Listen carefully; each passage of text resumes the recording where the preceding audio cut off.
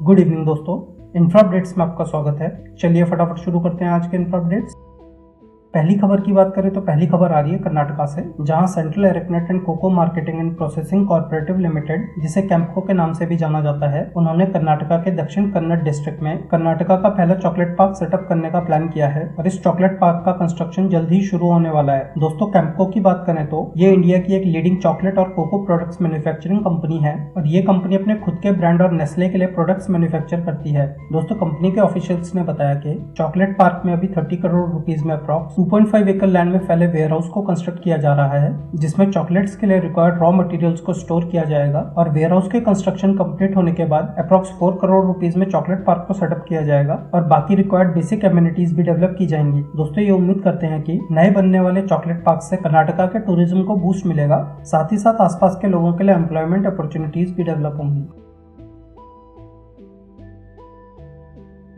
फटाफट बढ़ते हैं अगली खबर की ओर, जो आ रही है दिल्ली और मेरठ के बीच बन रहे रीजनल रैपिड ट्रांजिट सिस्टम को लेकर। तो दोस्तों, दिल्ली के न्यू अशोकनगर और सराय काले खान के बीच बनने वाले 4.3 किलोमीटर लंबे एलिवेटेड सेक्शन के फाउंडेशन का काम स्टार्ट हो गया है। दोस्तों, दिल्ली और मेरठ के बीच बन रहे रैपिड रेल प्रोजेक्ट के न्यू अशोकनगर से सराय काले खान सेक्शन को एलिवेटेड कंस्ट्रक्ट किया जाएगा और सराय काले खान स्टेशन को as a major transit hub develop किया जाएगा, जहाँ फ्यूचर में 3 रैपिड रेल लाइन्स के लिए ये स्टेशन इंटरचेंज स्टेशन बनेगा। साथ ही साथ सराय काले खान स्टेशन को Hazrat Nizamuddin railway station, Hazrat Nizamuddin metro station और सराय काले खान आईएसबीटी से भी कनेक्ट किया जाएगा। दोस्तों, इसके साथ साथ इस सेक्शन में जंगपुरा में स्टेबलिंग यार्ड भी कंस्ट्रक्ट किया जाएगा। और दोस्तों, पूरे आरआरटीएस प्रोजेक्ट की बात करें तो दिल्ली से मेरठ तक 82.15 किलोमीटर लंबे सेक्शन में 24 स्टेशन कंस्ट्रक्ट किए जाएंगे और प्रायोरिटी सेक्शन को 2023 और कंप्लीट सेक्शन को 2025 तक ऑपरेशनल करने का टारगेट है।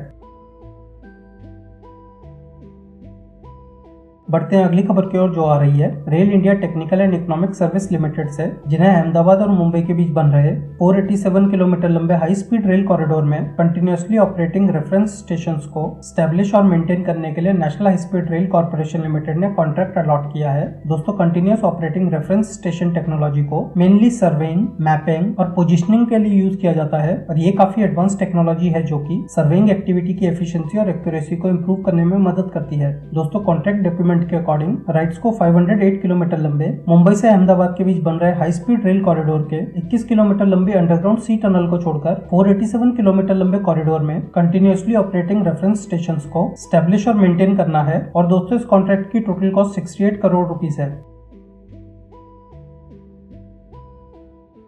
बढ़ते हैं अगली खबर की ओर, जो आ रही है बीसीपीएल रेलवे इंफ्रास्ट्रक्चर लिमिटेड से, जिन्हें असम में ओवरहेड इक्विपमेंट्स और स्विचिंग स्टेशन के लिए रेल विकास निगम लिमिटेड ने लेटर ऑफ एक्सेप्टेंस इशू किया है। दोस्तों, इस कॉन्ट्रैक्ट की बात करें तो बीसीपीएल रेलवे इंफ्रास्ट्रक्चर लिमिटेड को असम के अकीरा ग्राम से न्यू बोगईगांव सेक्शन में ओवरहेड इक्विपमेंट और स्विचिंग स्टेशन को सप्लाई, इरेक्शन, टेस्टिंग और कमीशन करना है। दोस्तों, इस प्रोजेक्ट की टोटल कॉस्ट 51.6 करोड़ रुपीज है और इस प्रोजेक्ट को अगले 6 महीने में कंप्लीट करने का टारगेट है।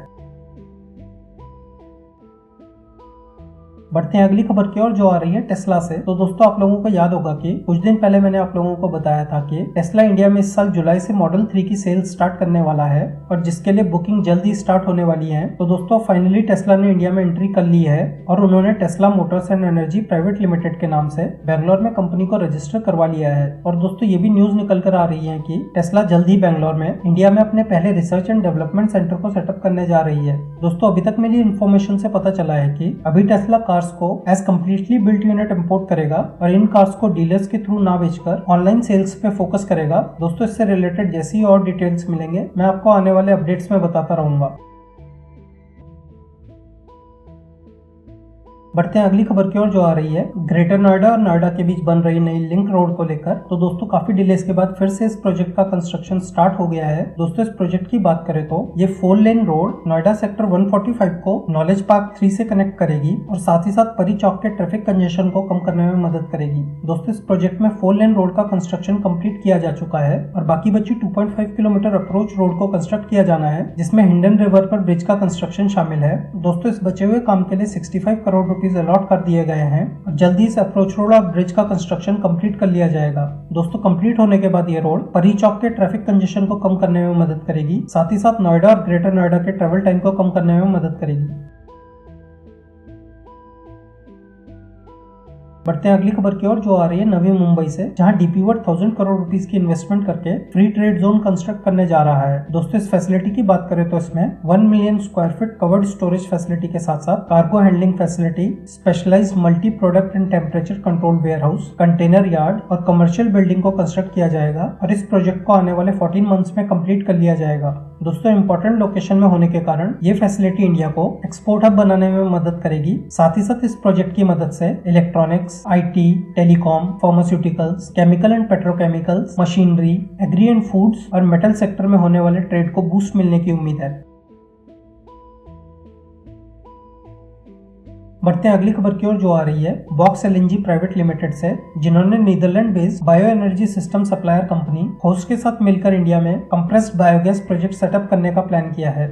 दोस्तों बॉक्स एलएनजी की बात करें तो बॉक्स एलएनजी इंडियन गवर्नमेंट की sustainable alternative towards affordable transportation scheme के अंडर इंडिया की 14 सिटीज में approx 150 ton per day capacity वाले कंप्रेस्ड बायोगैस प्लांट सेटअप करेगी, और जिसमें से 2 उत्तर प्रदेश में और एक महाराष्ट्र के प्रोजेक्ट का काम नेक्स्ट मंथ स्टार्ट होने वाला है। दोस्तों इस प्रोजेक्ट में बायोमास वेस्ट जैसे कि agri residue, municipal solid waste, sugarcane press mud, cattle dung और फूड वेस्ट की मदद से कंप्रेस्ड बायोगैस प्रोड्यूस की जाएगी और इस गैस को एज अ फ्यूल यूज किया जाएगा। दोस्तों इस प्रोजेक्ट की मदद से फॉसिल फ्यूल पर डिपेंडेंसी को और एनवायरनमेंट को होने वाले नुकसान को कम करने में मदद मिलेगी।